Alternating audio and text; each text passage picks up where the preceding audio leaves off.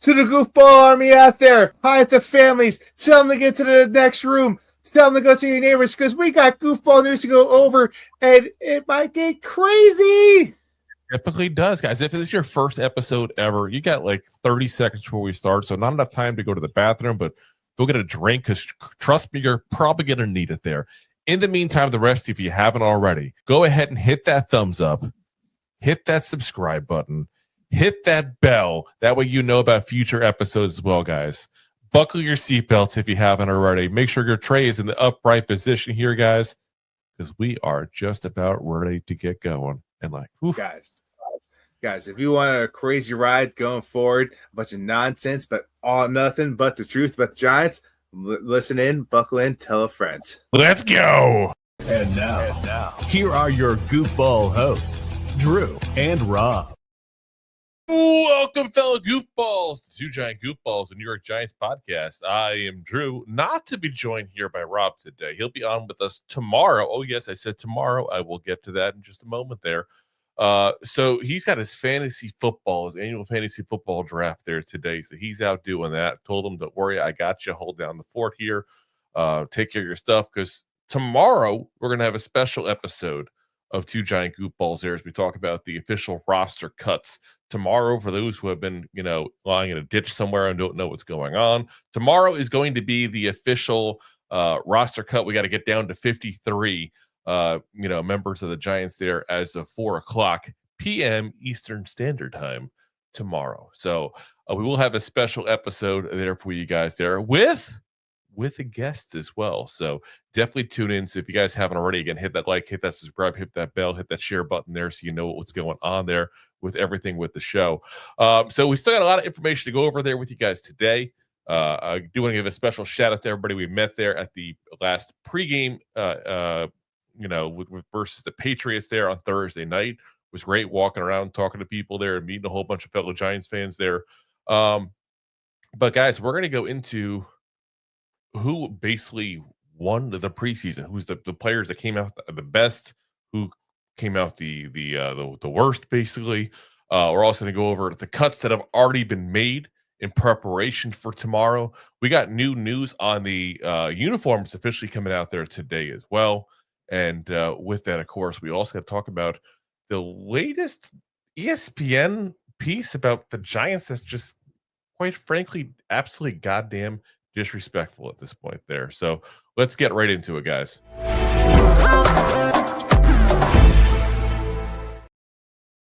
All righty, guys. So I do see a couple of y'all in the comments already. A lot of our regulars there. Mac the Giants fan, Jay, Anthony Clemente. Appreciate you guys for popping in as always. So I see Jay, asking there about where Rob is. You missed it. If you weren't there in the very beginning. He's got a fantasy football draft here tonight. So we're going to be running solo with just me here today. But like I said, we'll be back on tomorrow with me, with Rob, and with the guest for a special edition as we break down the final, at least the first edition of the final roster. Because there's going to be changes left and right, even throughout this week, probably, let's be honest. So let's get right into it, guys. Let's talk about the biggest winners and losers here of the preseason, because let's be honest, there's people that look very good after this, and there's people that look very not good after this. So PFF gave its full breakdown of all the members of the Giants based on what they did in the 3 games. Now, keep in mind, when you see this, they're not going to go over with you guys every single player as far as how many snaps they played, when they played, did they go against the ones, did they go against the twos, all that kind of stuff. So there is a couple of things you got to look at with a grain of salt on that. So, the first thing, let's talk about the top 5 members of offense here.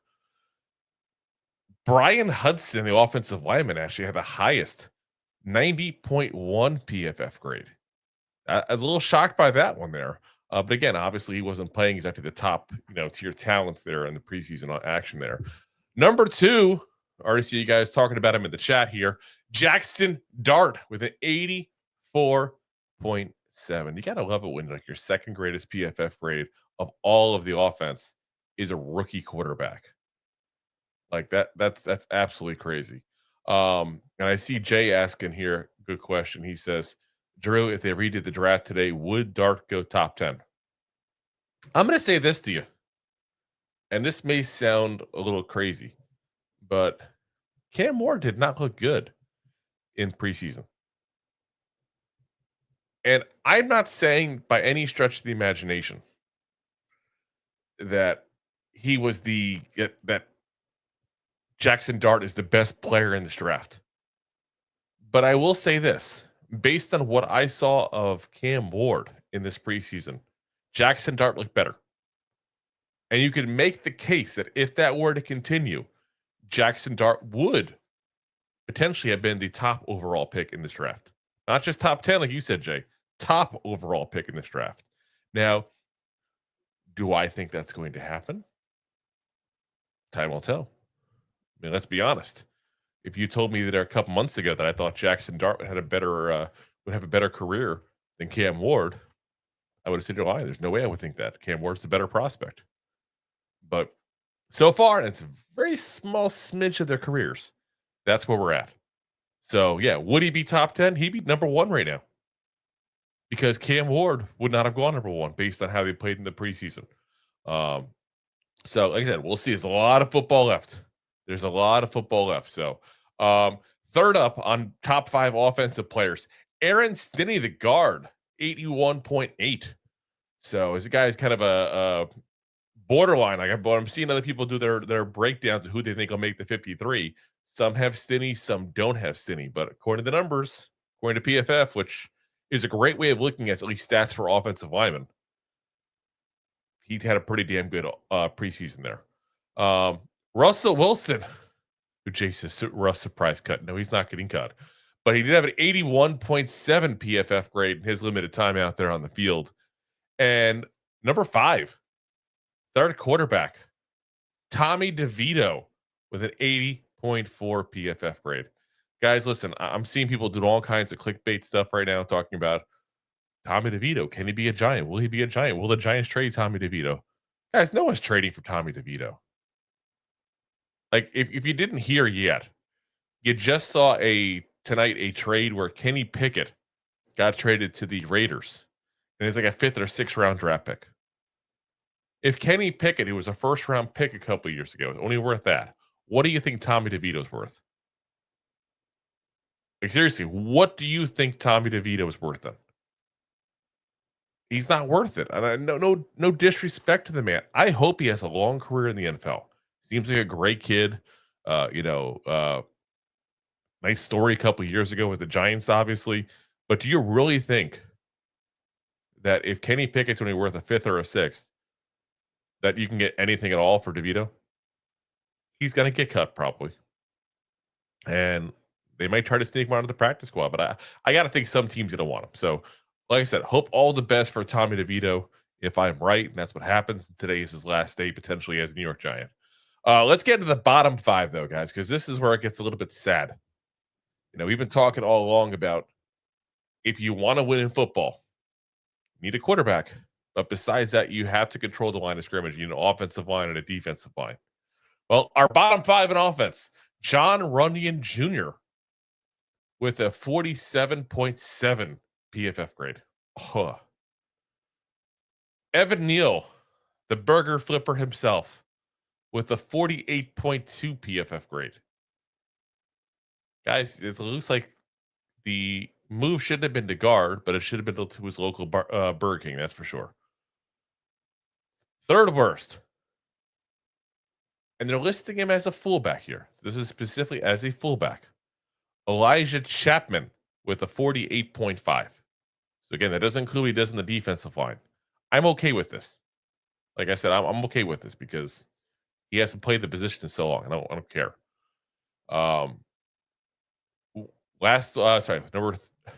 Number 4, wide receiver Daquan Felton, 51.2. Won't make the roster. It doesn't matter. Number 5, James Hudson III with a 52.9. So, yeah, a lot of linemen, but also a couple of them guys we're counting on. I mean, Jon Runyan Jr., again, is going to be a starter at the left guard position. Evan Neal, you could say, could potentially be the top backup guard, which is kind of a scary thought there. But, depending on what happens with Stinnie, it's not like we have a ton of options here, guys. There's not like there's 10,000 different players that we could go after on this offensive line to start at guard. Crazy. That's where it's at. The depth still not 100% great on the offensive line. Better, not great. Let's get to the defense. Top 5 defensive players according to PFF from our preseason. Number 1, and this was a little bit of a shocker for me, a guy that's been in a battle for a potential starting position here all off season. Cornerback cor'dale Flott with a 92.3 PFF grade, which is just absolutely goddamn insane, guys. Absolutely. Number 2, guy who's trying to earn the money he's got in this big contract here, and that's edge/linebacker Brian Burns with an 83.9. Then you got Trace Ford, the UDFA, and this is a guy that we talked about it. We talked about our potential cuts there.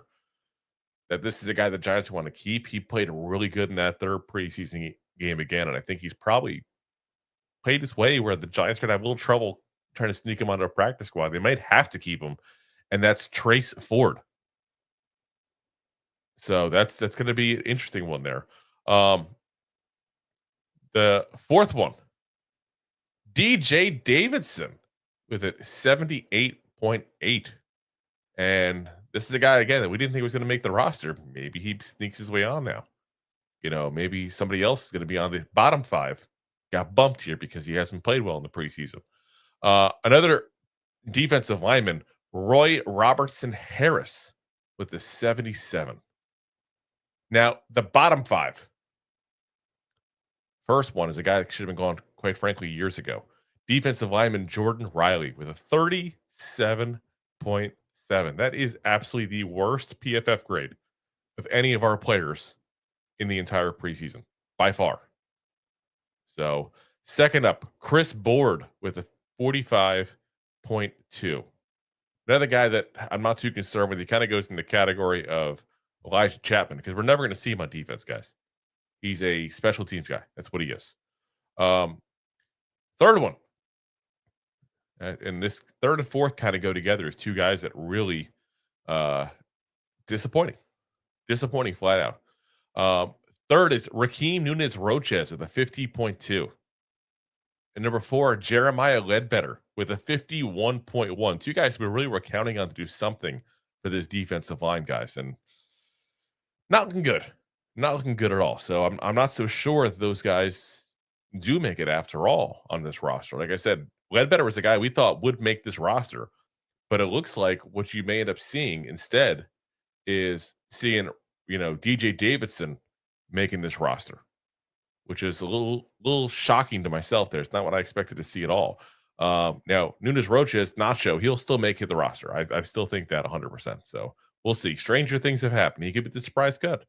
Last one, linebacker KJ Cloyd with the 55.6. Another guy that, quite frankly, I don't think will make it. So, listen, though, let's be honest.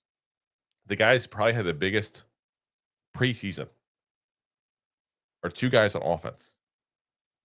And that is 100% Jaxson Dart and Dante Turbo Miller. Those are the guys that, to me, had the biggest preseason. Because going into preseason, Turbo Miller wasn't a guy that was probably going to make the roster. Let's be honest. We're probably not going to keep him. He's played his way onto the roster. And Jaxson Dart, to me, has had one of the most impressive preseasons you could possibly see of a rookie quarterback. His career starting off as great as it could be. So, listen, hopefully it's all up from there. But we'll see there. But like I said, it's exciting time to be a New York Giants fan. It's been a long, long time since we've been able to say that. So, let's see the comments here real quick. So, Anthony says, Hyatt still looks like a bum. That's because he is a bum. Jay says, I would take Alex Bachman, dude, over Hyatt. Oh, my. And then he says, that's my QB. Jay says, would you trade Tibbs for Chris Olave if you could? Ooh. Listen, I like Olave a lot. I really do. But I don't see Thibodeau something they're looking to trade. He's under team control for 2 more years. That's the strength right now with the team is the pass rush. They want to keep that as a strength. I don't think they're going to change that whatsoever. Unless something happens, like for this scenario specifically you're talking about, unless something happens to Neighbors, like Neighbors re-aggravates his foot and he's going to be out for the year or something crazy like that, then maybe they go, okay, well, this is what we got that we could trade. Let's go get another receiver. You know, and I think Olave probably definitely want to get a Dodge considering that quarterback room right now. That's for sure. Jay says Dart looks amazing. Damn straight he does. Anthony says I wouldn't trade Tibbs for much right now. Again, yeah, I'm with you. Jay says Rush surprise cut. He's not going anywhere. Jay says, yeah, trading Tibbs is like selling a stock at the bottom. I wouldn't say that. I think there's people still that want to keep that would be interested in Thibodeau. And quite frankly, he might be the best edge rusher on some teams even. But you know, I still personally want him just in case Abdul Carter doesn't pan out. I'm not as sold on Carter as everybody else, just because, again, he's a rookie. So, you know, you got that potential that if he doesn't pan out or isn't as great as people thinks he has to be, then all of a sudden you got a chance to go ahead and, you know, have Thibodeau still there when you're starting edge rushers, and Carter gets a chance to kind of red shirt a little bit, learn and be a backup, which the possibility. I know no one likes to talk about it. Everybody thinks he's got a guaranteed thing, but again, we've talked about it before. There's no guarantees with rookies. You never know. Deb says, hey kids, what's up, Deb? Anthony says, I'm excited to see him eat this year, Jay. Thibodeau. Anthony says, what's up, Deb? Jay says, people talking about a 3rd rounder for DeVito. How ridiculous. Damn straight. There's no way. If you got a 7th rounder for DeVito, you take that trade in a heartbeat. Be very frank with that. You would point blank take a 7th rounder in a heartbeat for a guy like Tommy DeVito. And I'll even go this far as if you get offered anything, you should take it because of the fact that it's fair to DeVito. DeVito gets to go to a place that really wants him and needs him. Because if you're trading anything for DeVito, you need him and want him. You know, and there's not a lot of people that fit in that category, guys. Let's be honest. Anthony says, we called them crackheads. Jay says, we eat W's. So that with Jameis and all. G says, our fan base will complain that we didn't get 6 rounders for all the dudes we got. Probably. But again, no one really trades like that unless it's somebody that you think is going to be in demand. That's where it is. Anthony says, Cutlass is worth a 4th roster spot. I'm kidding. Hope you are. Jay says he should start a Tommy Cutlets concession stand at MetLife. Listen, he probably should. Like, that'd be a great idea to do because let's be very frank. New Jersey, New York area is like the mecca of American food. It is the top place. And MetLife Stadium food, quite frankly, sucks. Like, I don't know how many of you all seen what they got lately.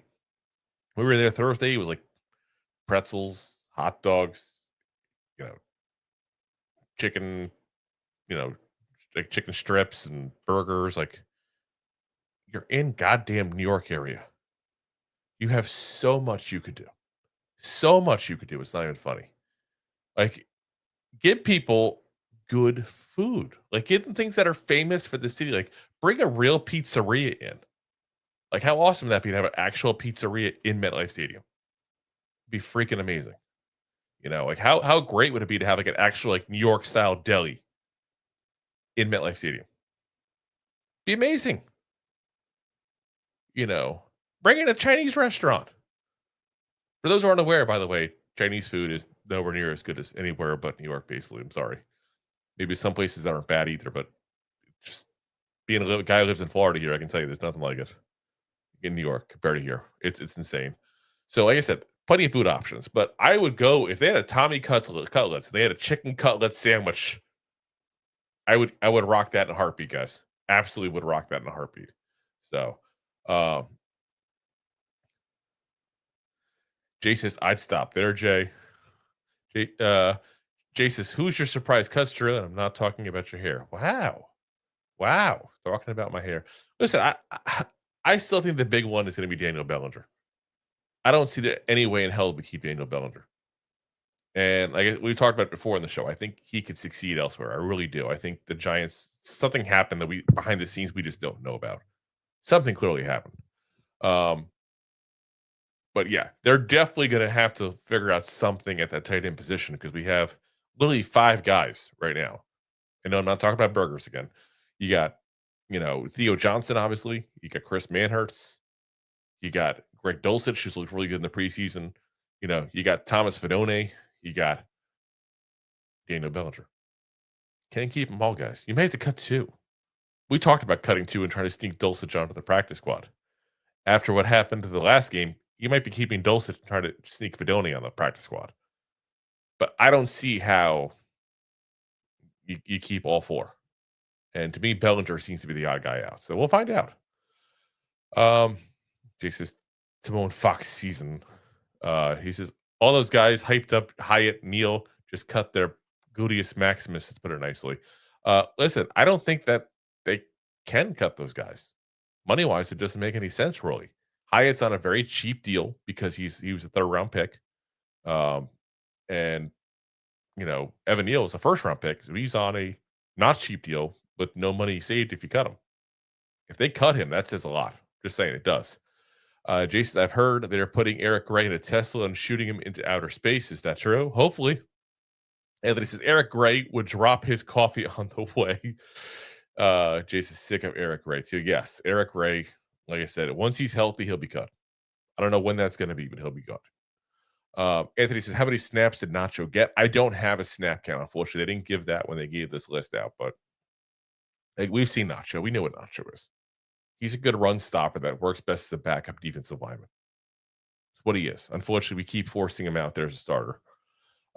Jason's Rob picking Hyatt and Eric Gray on his fantasy team. Oh, of course. Of course he is. Definitely going to do that. Daniel Jones is his quarterback too. Excellent Beast is Get Real. Ward is a starting cornerback going against starting defensive teams. And are you saying Ward is a starting quarterback? We're talking about Cam Ward, but I don't think that's the only Ward we've talked about here today. Well, again, we'll see. But Jaxson Dart did go against starters the very first time, even against the Bills, he did go in that second, offensive series, and that was against the Buffalo Bills starters. He's done many. So yeah, I don't think that we need to worry about the Ward comparison. Like I said, I'm just saying hypothetically, Ward hasn't played very well. Jay says, if you start Dart, we could have offensive rookie of the year and defensive rookie of the year. That'd be nice. Anthony says Russ is going somewhere. It's the bench. Eventually he probably will. Jay says, yeah, DeVito is like a meme for us. It's like a mascot. That's what he is. Like a mascot. Like I said, I root for the kid. I do. Matt, the Giants fan, says they should try to trade Bellinger if they're not going to keep him. I don't disagree. I just don't know what the market is. You'll probably get a day 3 pick, if that. It doesn't take a genius to figure out he's going to be cut by the Giants. And is he worth giving up something to make sure you get him? I don't know. I really don't. Jay says, first interception for us. If it's a MetLife, I bet they do chant for Dart AC. Yes, that possibly. Anthony says, the food is about as bland as the stadium, Drew. Damn straight it is. Jason, I think Bellinger would be a good player. I think every Giants fan thinks that. I think not a great, but a good. I agree. Anthony says they will 100% start that chant, Jay. We cheered when a guy got hurt last year just so we can see DeVito. Yeah, but there's a little difference, too, in who we cheered about getting hurt. If Drew Lock is nowhere near the quarterback that Russell Wilson is, regardless of what you think of Russell Wilson, you have to think there's no way in hell that you think those two are in the same exact category. So, Jason, I think Drew needs to support Dart to start game 1, but be careful. Deb will unsubscribe. Not true. Jeb says, listen, I'm not going to say it. I don't think that he should start game 1. You brought Russell Wilson here so you can bring Dart along slowly. Stick to the plan. You've done well so far sticking to the plan. So, like I said, Giants should hopefully be smart and do it right. All right. Let's get into the cuts the Giants have made so far, because definitely have made some cuts, and there's a lot more to come, guys. But this is the start of it here, which started literally right after the game on Thursday. So from Friday onward, here's what we got. And to be honest, guys, spoiler alert, nobody's really a shocker except for maybe one or two. I know they're not complete shockers, but somewhat shockers. Wide receiver Jordan Bly. Again, we didn't think he'd make the roster from the get-go. I'm not shocked there at all. Wide receiver Zach Pascal in a numbers game. Didn't set himself out and separate himself from everybody else there on the roster. So not shocked by that at all. His best position, really, let's be honest, is as a special teamer. And not as a guy that returns. He doesn't return, just on the special teams in general. Not going to work. Wide receiver, Montrell Washington. That was the one that kind of shocked me the most. Not that he didn't make it. I thought he would after the first game or so because he was really kind of starting to set himself apart, but he started to go downhill. But Montrell Washington just became inconsistent towards the end and just barely didn't, make that tier, so to speak, where you can go, maybe he makes the roster. What kind of shocked me just on him was that they cut him so soon. Usually the guys you cut in quickly are not guys you plan on bringing back to your practice squad. Those are usually guys you're cutting them early as a courtesy, try to give them a chance to lash onto the team.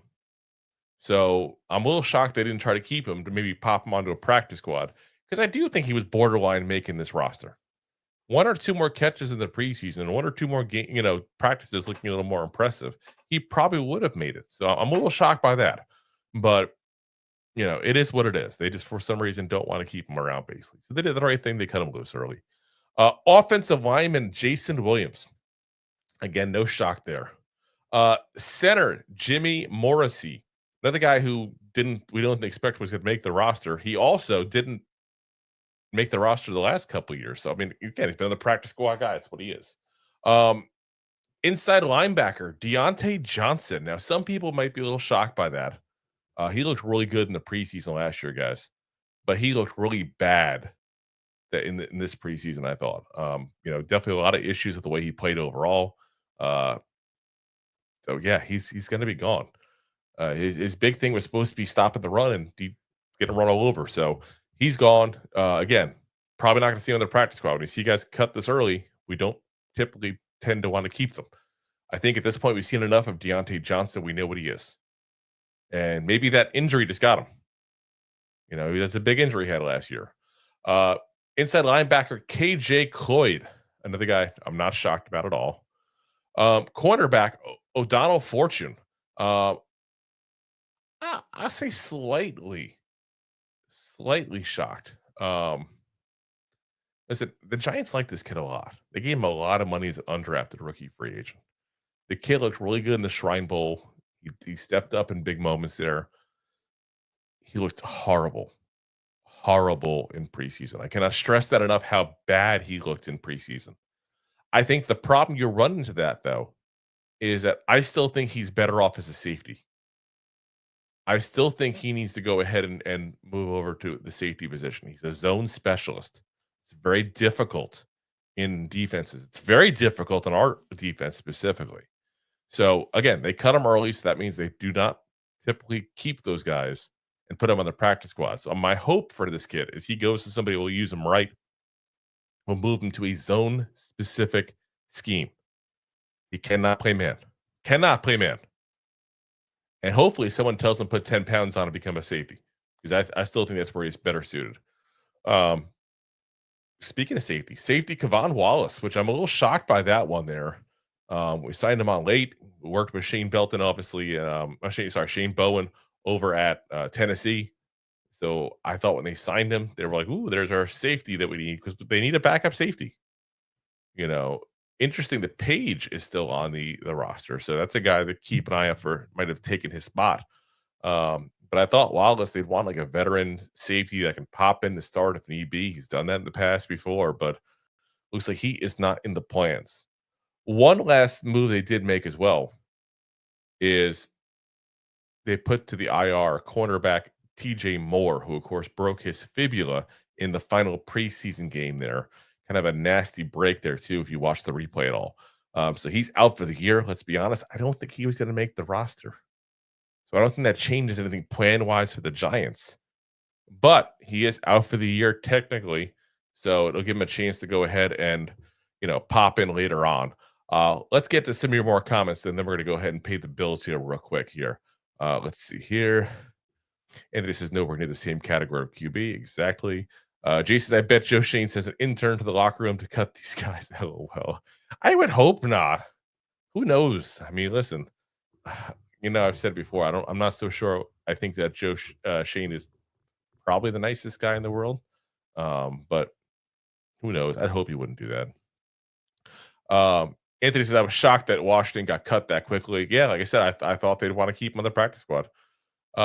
Deb says, this brutal player on Sirius XM NFL channel said guys were in line in the cafeteria and got pulled out to get cut.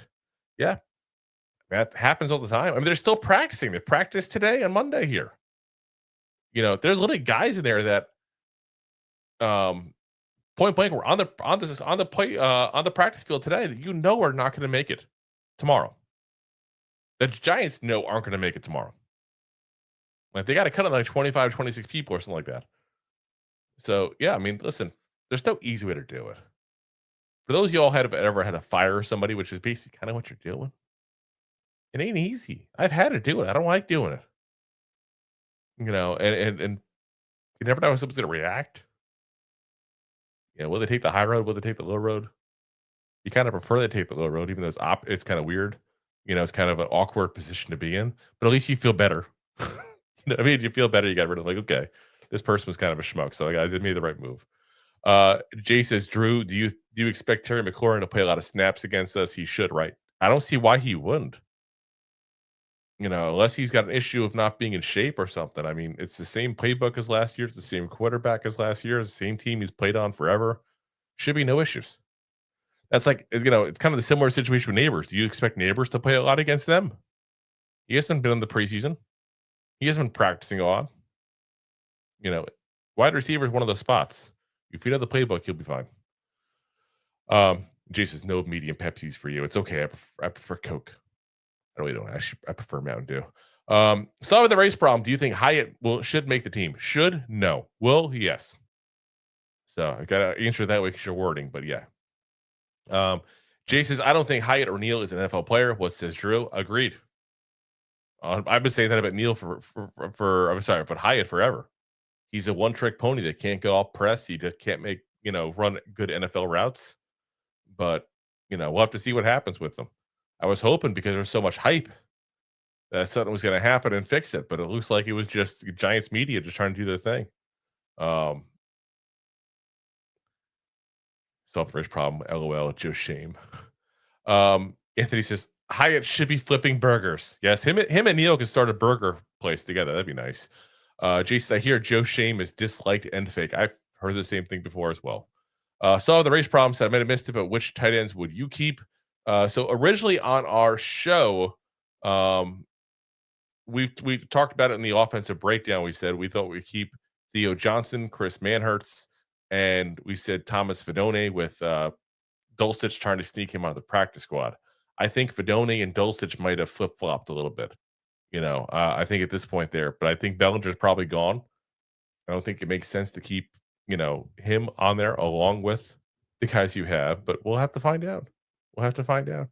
Anthony says, I've had a few dudes I enjoyed firing, Drew. Yeah, well, sometimes they really deserve it. You don't feel bad at all. But Jay says, yeah, but firing a kid from a comic book shop and NFL player is two different things, Drew. I don't work at a comic book stop. I don't know why you keep thinking I work there.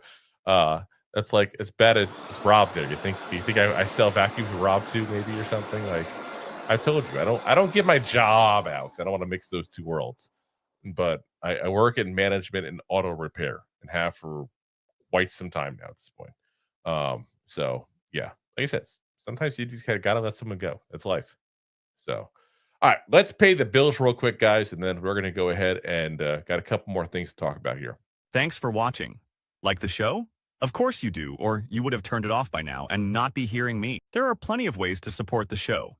YouTube is the best place to join us, and we offer memberships there with fun benefits like custom emojis and early access to video clips. Of course, there you can also send super chats and stickers to send one-time support payments. The best way to support the show is to buy these drunk idiots beers at buymeacoffee.com/2giantgoofballs. Along with one-time support payments, there are also monthly plans, so you can continue to help kill their livers each month. You can also show people that you are a goofball by visiting our store at 2giantgoofballs-shop.fourthwall.com. We got everything from shirts, hats, phone cases, funny candles, buttons, stickers, and even a 2 Giant Goofballs towel to dry off your goofballs. Of course, you can always support the show for free by simply hitting the like, subscribe, and share button wherever you are watching or listening to this. Hit the thumbs up on YouTube. Leave a 5-star review on Apple Podcasts. It helps the show tremendously, and quite frankly, the Goofballs suck at marketing and need your help to get the word out. Thank you for being part of the Goofball Army and for taking the time out to support the show.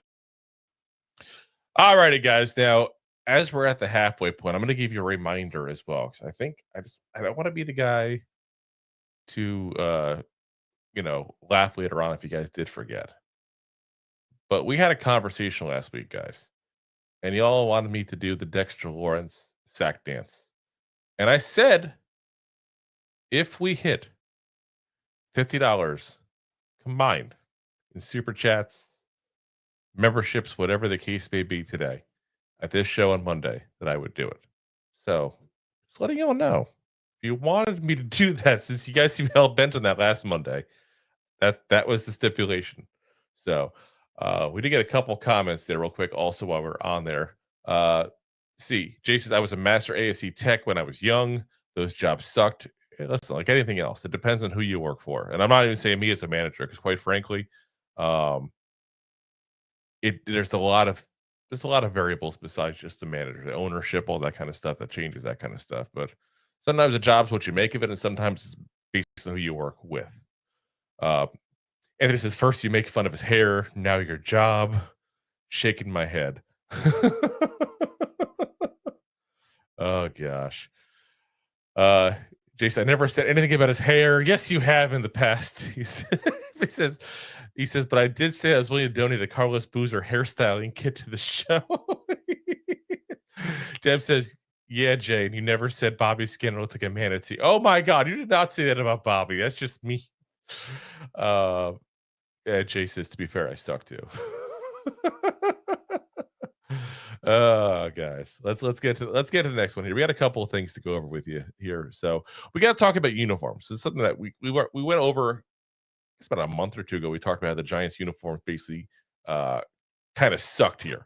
Well, I think the Giants know it. The Giants know it even too themselves. They've gone ahead and returning as they call them, the vintage white jerseys at that point. So if you are familiar with them, that's the color rush white ones we had in the past, where basically what would happen is we would go ahead and have all white old school with the Giants emblem at that point there. Listen, I loved those uniforms. I would take the Giants logo, the Giants verbiage, the lettering on the helmet every single damn game and be a very happy Giants fan. Just saying, be a very, very happy Giants fan. Real quick before I get too much into that, Anthony with the $19.99 super chat, guys. Appreciate you, man. That means we're $30.01 away from meeting the goal today. If you guys did want me to do the Dexter Lawrence sack dance, which I would do next day. I won't do it today because Rob's not here. I know you'll want Rob to laugh at me as well. Maybe tomorrow. But again, we got $30.01 to go. So, I think Anthony J said that you and him were to split it last time. So anyway, yeah, listen, guys, I want the old Giants uniforms back. I want the big blue wrecking crew 80s, 90s kind of thing. That's what I really want. Because I enjoyed that so much as a kid watching that era. And maybe that's part of what it is. But that's what it boils down to. Jay with a $20 super chat as well. Appreciate it, man. So listen, we are down to $10.01 away $10.01. So, but yeah, like I said, I think we should bring back those old Giants uniforms 100%. I think what we should do 100% is that. Oh, and Deb with the $20 super chat. So we are officially there, guys. Like I said, I could do that officially then tomorrow's, like I said. So that way we are we got that rolling for tomorrow's episodes. That way Rob can be here to make fun of me as well for it. Jason's shaking baby. So yeah, next episode, Tuesday, tomorrow, we will go ahead and I will do the Dexter Lawrence sack dance for you guys then. I don't know why you guys want it so bad, but okay. Give the audience what they want. But anyway, give the Giants fans for it because that's what we've been asking for. I feel like the Giants fans have been asking for the Giants to redo these uniforms and bring back the old school ones quite often. Like I hear it all the time, Giants fans. Whenever the Giants bring out these old school helmets, they're like, bring it back. Make this the one that we get every single week. And there's going to be 4 games now. They're going to have the old school helmets back. So the vintage white ones, which again is the ones you see there on the little thumbnail we made there with Bobby Okereke. It's clean. It's nice. And I like it's got the NY still on the chest there as well. So you still have both, logos technically on that. That's going to be worn on the 9th of November. And that's going to be at the Bears in Chicago. So that'll be a road game actually. But they're also going to wear it the next week, which is the 17th of November versus the Packers. Now, Rob's actually going to be at that game as well. He is dating a Packers fan, so they're going to be at that game there. But that's going to be a fun matchup there, and it adds a little bit to it by having those. And it's going to be weird to have a white uniform on a home game. That's going to be a little weird, but I love that they're going to be there for a home game with it because I just love those uniforms.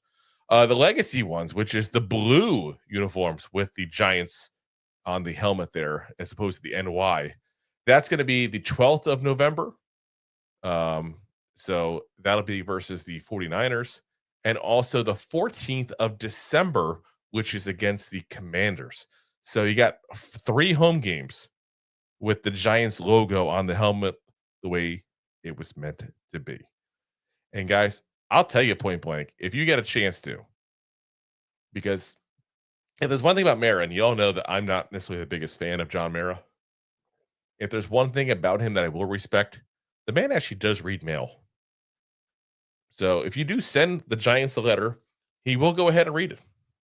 Send a letter to John Mara and tell him point blank that you want the old Giants helmet back. If you do, maybe I'm crazy and it's not as popular as I think it is, but I think it's pretty goddamn popular because I have heard so many people say the same thing as I'm saying right now.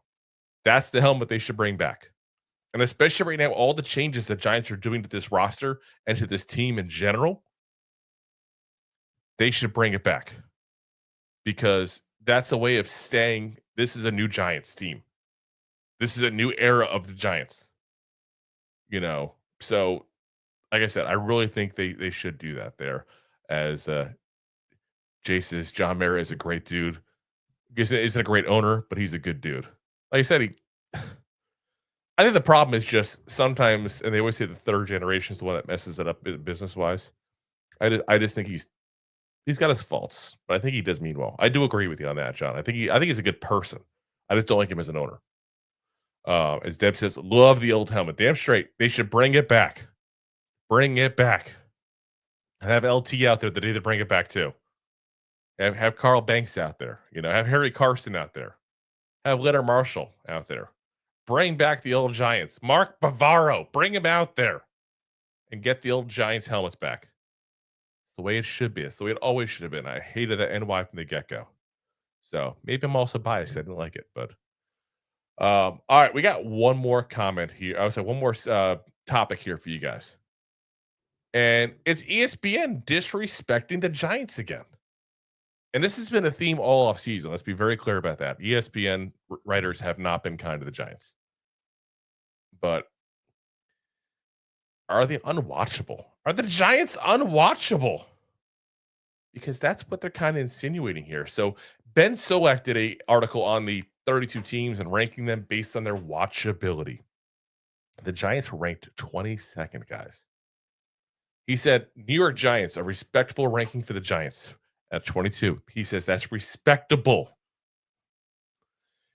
When Russell Wilson is taking more late career dropbacks in hopes that his early career athleticism will suddenly return, I'll be tuned in elsewhere.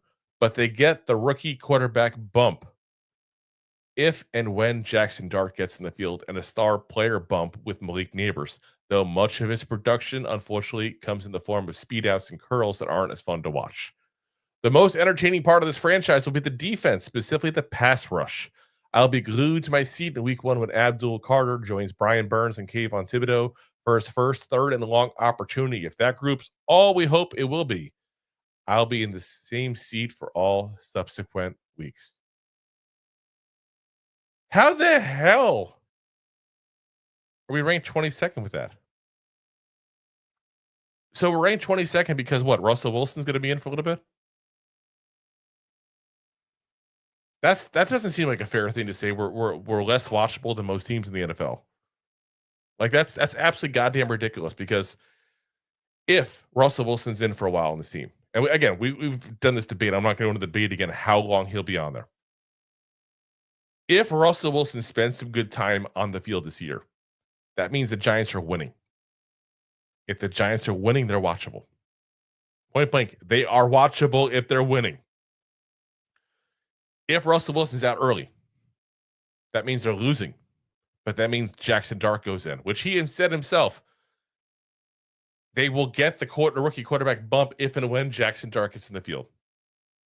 So either this team's going to win, or it's going to have a rookie quarterback that you want to watch. And even then, they could win. I don't see the downfall here. Malik Neighbors, star bump, like they said. I don't care where his production comes from. The guy gets yak yards. The guy's fun to watch. And that defense, I'm sorry, if you don't think the Giants are watchable this year, then you're crazy. Not to mention the fact that they're playing some really goddamn good teams. Some really goddamn good teams. And again, that sucks as a Giant fan. Like we want the cakewalk, kind of schedule, because we, quite frankly, have been bad the last couple of years. But this is a schedule that's going to be fun for NFL fans to watch. Monday Night Football, you get to see Kayvon and Burns and Carter and Dexter Lawrence trying to chase down Patrick Mahomes. We've all seen what happens with Mahomes when he can't get protection. You don't think the Eagles games are more fun? You don't think the Cowboys games are more fun? The Commanders games are always fun. I don't know what it is. We always play the Commanders close. Like, I don't get this. We are watchable this year. Now, it's on paper. We'll see what happens when the actual season starts. But 22nd? I wish I had the whole list in front of me. I go down one by one, but it's like there's no way in hell we're 22nd in the league. It's absolutely ridiculous, It's insanity. Absolutely insanity. So let's get to your comments on that there real quick. Let's see. Anthony says, I swear ESPN hates the Giants. Jay says, I think I give it game 5 for Jaxson to start. That will change the opinion of this team real quick. It all depends on how we're winning or losing and how Russell Wilson himself looks. I got to throw that in as part of it. But like I said, we'll see.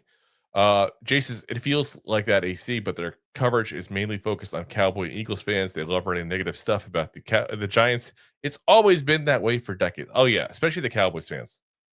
They just cater to Cowboys fans so much, it's not even funny. And this is Jay. It's absolutely ridiculous. And Anthony says, I like how Drew says, I'm not having this debate again. Jay, I think we beat that dead horse too much. No, it's just like I said, I get it. Like, we're not going to know till we know.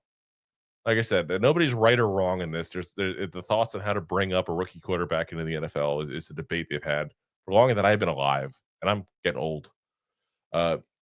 Jay says, Chargers at home seems like a decent time to start the Dart, then Saints on the road. Honestly, I would start them at Saints on the road if you want to start in that time period. It's the one gimme game they have in the schedule. Build up his confidence a little. And then you have Eagles, Broncos, Eagles, I think. Someone feel free to correct me if I'm wrong in the comments. So, he's got tough games in that case to start potentially. But like I said, I think it's the right way to go. I really do. So, we'll find out. But again, no matter what, this team is damn watchable. So they're absolutely insane for doing that. So, alrighty, guys, that's kind of called our night. We kind of doing a little bit of a shorter episode here today because A, Rob's not here. B, I don't know what's going to happen this week, guys. I'm going to be very frank with you. We have, again, the show tomorrow. Originally, the plan is to have that instead of having a show on Wednesday. I don't know what's going to happen on Wednesday, though, because the Giants might sign people that get dropped. So we may have to do a show on Wednesday. We'll see. So the plan right now, though, is Monday, Tuesday, Thursday. But it's all subject to change based on what the Giants do. We will definitely have a show, though, tomorrow, and then we'll take it from there. We will also go ahead and plan is to do the show tomorrow on the final roster. Plan to go ahead on Thursdays to do the season projections, what we expect out of each player this season here. But again, we'll have to see what happens with signings and all that could change very easily. So keep an eye out. Again, if you guys haven't already, hit the like, hit the subscribe, hit the share, hit the bell on YouTube specifically too, because that'll give you the notification whenever we go live. Because like I said, especially this week, that's an important thing because that could change at the drop of a hat based on what the Giants end up doing there. So again, guys, appreciate you guys always for watching. Appreciate Anthony, Jay, and Deb also for the super chats here. So tomorrow, again, we'll be doing the Dexter Lawrence sack dance there. That's what I'll be doing. Let's see here. And then, oh my God. Now Jay with I'm going to email it to all of your coworkers at the tire repair shop. Well, good luck. I don't work at a tire repair shop. I didn't say where I'm going to work, where I work. Like I told you guys, I don't mix those two worlds. That's just dangerous, that's for sure. So again, guys, we'll be back again for you tomorrow. Appreciate you guys for watching as always. Tomorrow is also Anthony, where I got to do the new outro. We've got to add you onto that there. I just didn't get a chance, but I was on vacation. I literally just got back yesterday. I had to go to work today. So it's been kind of a fun weekend here. Appreciate you guys for watching as always. And as always, we are live on YouTube, Facebook, Twitter/X, Twitch, and of course, Rob's favorite, my LinkedIn profile. And of course, as always, we are available the next day on all the audio podcast platforms, Apple, Spotify, iHeartRadio, Pandora, all the big ones there. So if you haven't already, again, hit that like, hit that subscribe, hit that share. Go ahead and also go ahead and tell a friend about the show. Because again, we suck in marketing. Point blank, we need help. So appreciate you guys for watching as always. And as always, Giant fans, go G-Man! Go G-Man! G-Man! Thanks for listening to Two Giant Goofballs, a New York Giants podcast. We appreciate your support. Thanks so much. Please, I'm begging you. Please subscribe.